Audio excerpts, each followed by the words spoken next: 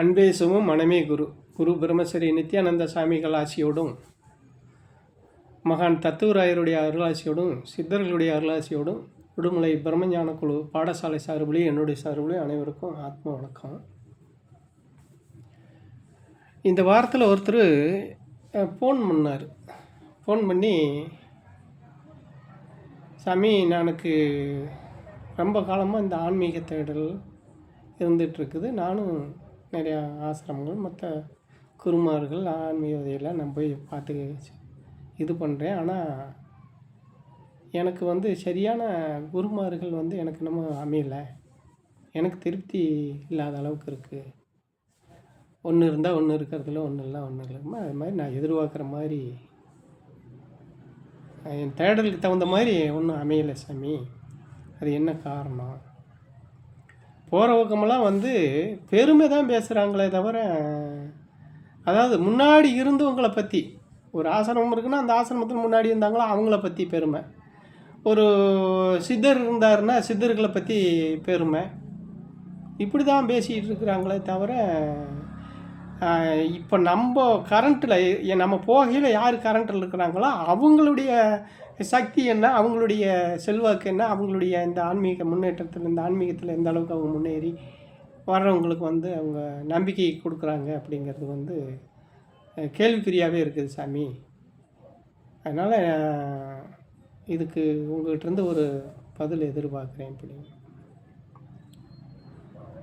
இதுக்கு பதில்னா நம்ம சொல்கிற நிலையில் நான் இல்லை. இருந்தாலும் இது மாதிரி மற்றவங்களும் இனிமேல் நீங்கள் கேட்ட மாதிரி மற்றவங்க நீ கேட்கக்கூடாதுங்கிறதுக்காக வேண்டித்தான், கேட்க வேண்டான்னு சொல்லலை. ஆனால் இதுக்கு பதில் சொன்னால் எல்லாத்துக்கும் சங்கடத்துக்களை உருவாக்கும். ஏன்னா நம்ம எப்படின்னு கேட்டால், இப்போது என்ன நான் தேடுறவன் ஆன்மீக பாதையில் இறைவனை தேடுறது அப்படிங்கிறதெல்லாம் பேசுவாங்க, சொல்லுவாங்க. இல்லை, எனக்கு எத்தனையோ வகையில் என்னென்ன முறைகளில் ஆன்மீகத்தில் ஆன்மீக பயணத்தில் போகணும், இறைவனை தேடணும், அவங்கள பார்க்கணும், இவங்கள பார்க்கணும், ஒளியை பார்க்கணும், அந்த சத்தத்தை கேட்கணும், நாதத்தை எத்தனையோ. ஏன்னா நானே பேசிகிட்டு இருக்கேன் இல்லையா. அப்போ அதுக்காக ஒரு பொதுவான இதை நான் சொல்லிகிட்டு இருக்கேன், வரிசைப்படுத்தி. அப்போ இதெல்லாம் பார்க்கணும் அப்படின்னு சொல்லி இது தெரியும் அது தெரியும் அப்படின்னு சொல்கிறாங்க. எனக்கு சொல்லி கொடுத்துருக்காங்க. அது மாதிரிலாம் என்னுடைய அனுபவத்தில் இப்போது நான் என் பயணத்தில் நான் கற்றுக்கிட்டது என்னன்னு கேட்டிங்கன்னா, எனக்கு இப்போது என்ன நான் தேடணுங்கிறது தான் இப்போ பிரச்சனையே. இறைவனை தேடணுங்கிற அவசியம் எனக்கு இல்லை. காரணம், என்னை தேடுனா இறைவன் தானே தெரியும் அப்படிங்கிறது நான் புரிஞ்சுட்டு அனுபவத்துலேயும் தெரிஞ்சுட்டேன். என்னை தேடி என்ன யாருன்னு முதல்ல நான் தெரிஞ்சுக்கணும், என்ன நான் பார்க்கணும் அப்படின்னு. அப்போ என்ன நான் பார்க்குறேன், அப்போ என்னை பார்க்கக்கூடிய அந்த நிலை எனக்கு இப்போது சித்தி ஆகிட்டு இருக்குது. இன்னும் அதில் குறை இருக்குது, இன்னும் முழுமையடையலை. அப்படி பார்க்குற போது அடுத்தவங்களை பற்றியோ இல்லை அடுத்தவங்க என்ன மாதிரி செய்கிறாங்கிறத பற்றி எனக்கு தேவையும் இல்லை. அந்த ஆராய்ச்சி அவங்க எப்படி இருந்தால் எனக்கு என்ன அப்படிங்கிறது தான் என்னுடைய பயணம். அப்படி இருக்கும்போது நான் எப்படி அடுத்தவங்களை அவங்க செய்கிறது நல்லது, அவங்க செய்கிறது தப்புன்னு சரி தவறுன்னு சொல்கிற நிலையில் நான் இல்லை. தெரிஞ்சாலுமே அது சரியாக இருக்குதுன்னு தெரியல, தப்பாக இருக்குதுன்னு தெரியல. அதுக்கு கருத்து சொல்கிற இதில் நான் இல்லை. நீங்கள் கேட்ட கேள்விக்கு இப்படி இருக்கிறாங்களேங்கன்னு தான் நீங்கள் கேட்குறீங்களே தவிர, உங்களை நீங்கள் எனக்கு தேடுதலுக்கு எனக்கு ஏதாவது வழிகாட்டுங்கன்னு சொல்லியிருந்தாங்க கூட நம்ம அதுக்கு ஒரு இதை சொல்லலாம். அப்போ இந்த மாதிரி இந்த புகழ் பாடுறது அப்படின்னு சொன்னால் எல்லா இடங்கள்லையுமே நானே நிறைய இடங்கள்ல அப்படி தான் பார்த்துருக்குறேன். இப்போ நடந்துக்கிட்டும் இருக்குது. அதாவது என்னென்னு கேட்டால், ஒரு குடும்பம் இருக்குது அப்படின்னு சொன்னால் அந்த குடும்பத்தில் நல்லா வசதியாக இருப்பாங்க. அந்த குடும்பம் வசதியாக இருக்கும், எல்லா வசதிகளும் இருக்கும். அந்த வசதி அந்த வசதியான குடும்பத்தில் இருக்கிற மெம்பர்கள் பார்த்தீங்க அப்படின்னு சொன்னால் அவங்க சம்பாரிச்சதாக இருக்காது. அது பொருளாக இருந்தாலும் அருளாக இருந்தாலும், ஒன்று அவங்க பாட்டேன், அவங்க தாத்தேன், அவங்க அப்பேன், இப்படி அவங்க வம்சத்தில் அவங்களுக்கு முன்னாடி இருந்தவங்க சம்பாரிச்சதாக இருக்கும். அதை வச்சுக்கிட்டு இவங்க ஆட்டம் போடுவாங்க. அது எங்கள் பாட்டி அப்படி பொழைச்சியா, எங்கள் அப்பா இப்படி பொழைச்சியா, எங்கள் சித்தப்பா அப்படி இருந்தியா இப்படி இருந்தியா, என் வாத்தியார் அப்படி இருந்தியா, என் குருமார் இப்படின்னு அவங்க புகழை பாடி இவன் ஒன்றும் இல்லாமல் போய் இவன் வர்றவனையும் ஒன்றும் இல்லாமல் பண்ணி இவன் பொழப்பு நடத்திட்டு வேணா இருப்பானே தவிர ஆன்ம முன்னேற்றமோ இல்லை அந்த ஆன்மீக பயணத்தை தன்னை தேடி தனக்குள்ளே வர்ற அனுபவத்தை நம்மளை தேடி வர்றவங்களுக்கு கொடுக்கணுங்கிற ஒரு இது மனப்பான்மையில் வந்து இன்றைக்கி யார் இருக்கிற மாதிரி தெரியலை. ஏன்னு கேட்டால் அப்படி இருக்கிற அளவுக்கு இருக்கிறாங்கன்னா ஒரு சொற்ப அளவில் இருக்கிறாங்க. அதுலேயும் வந்து பார்த்தீங்க அப்படின்னா அவங்க யாருமே வந்து குடும்பத்தில் இல்லை அவங்க. அப்படி இருக்கிறவங்க பூராமே வந்து குடும்பத்திலையோ இல்லை வந்து பெரிய அளவில் வந்து ஒரு புறவழியமாக இதை வந்து கொண்டுட்டு போகிற அளவுலையோலாம் வந்து அவங்க இல்லை. அவங்க இருக்கிற இடமே தெரியல. அவங்க காரணம் என்னென்னு கேட்டால் அவங்கள போய் இப்போ எனக்கு ஆசானெலாம் இருக்கிறாங்க, மிகப்பெரிய ஆசானுகள் பூராமே மிகப்பெரிய எல்லா விஷயங்கள்லையுமே ஆனால் இருக்கிற இடம் தெரியாமல் அவங்களாம் இருக்கிறாங்க. இப்போ அவங்களெல்லாம் போனால் சர்வசாதாரணமாக நான் போய் பார்க்குறேன். சர்வசாதாரணமாக அவங்ககிட்ட தேவையானது நான் வாங்கிட்டு வரேன், தேவையானது எனக்கு கொடுக்குறாங்க.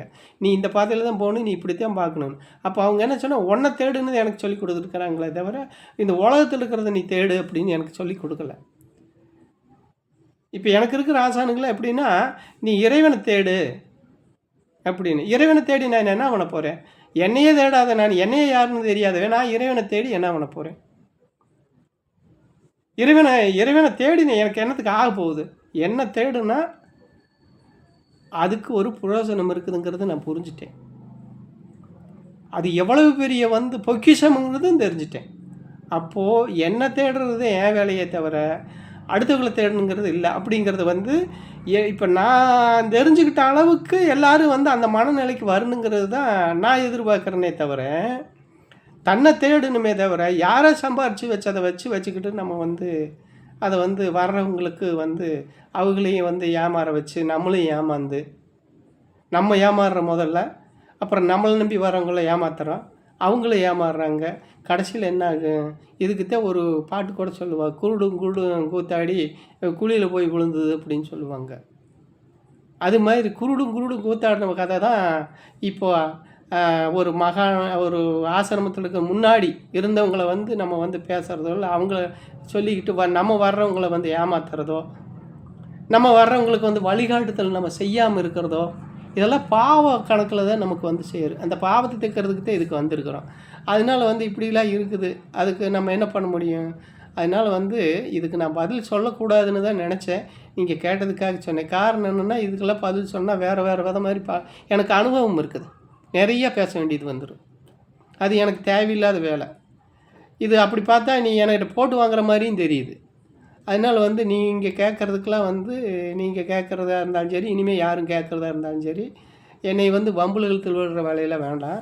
நான் அதுக்கு தகுந்த ஆளும் அல்ல, சரியா? நான் என்ன தேடிட்டு இருக்கிறவன். அதே போல் என் ஆசிரமத்திலேயே பார்த்தீங்க அப்படின்னு சொன்னால் என்னை யாரும் புகழக்கூடாது, என்னை வந்து ஒரு பெருசாக நினைக்கக்கூடாது. உங்களில் ஒருத்தனாகத்தான் நீங்கள் என்னை வச்சுக்கணுமே தவிர என்னை பெருசாக நினைக்கிறவங்க இங்கே யாரும் வராதீங்க. காரணம் என்னென்னா உங்களை உங்களை தேடுறதுக்கு எங்கிட்ட இருக்கிற பொருளை பயன்படுத்தி எங்கிட்ட இருக்கிற விஷயங்களை எங்கிட்டேருந்து வாங்கி உங்களை யாருன்னு தேடுறதுக்கு என்னை பயன்படுத்திக்கிங்களே. அப்படி இருக்கிறவங்க மட்டும்தான் இங்கே வரணுமே தவிர என்னை புகழ்கிறதுக்கோ இல்லை அவர் அப்படிப்பட்டவர் இவர் இப்படிப்பட்டவர்னு சொல்கிறதோ இல்லை ஆசிரமம் அப்படி இப்படின்னு சொல்கிறதோ ஞாயிற்றுக்கெல்லாம் இங்கே யாரும் வராதிங்கன்னு நான் சொல்லிகிட்டு இருக்கிறேன். அப்படி இருக்கிறதுனால நீங்கள் வந்து இதுக்கு வந்து சரியான பதில் என்னால் சொல்லணுன்னா அது வந்து சங்கடத்தை கொண்டாந்து விட்டுரும். அது எனக்கு தேவையில்லாத வேலை. அதனால் வந்து நீங்கள் தான் இதுக்கு முடிவு பண்ணணும். நான் என்ன தேடுறவேன், அடுத்தவங்களை பற்றி எனக்கு கவலை இல்லை. அனைவருக்கும் ஆத்மா வணக்கம்.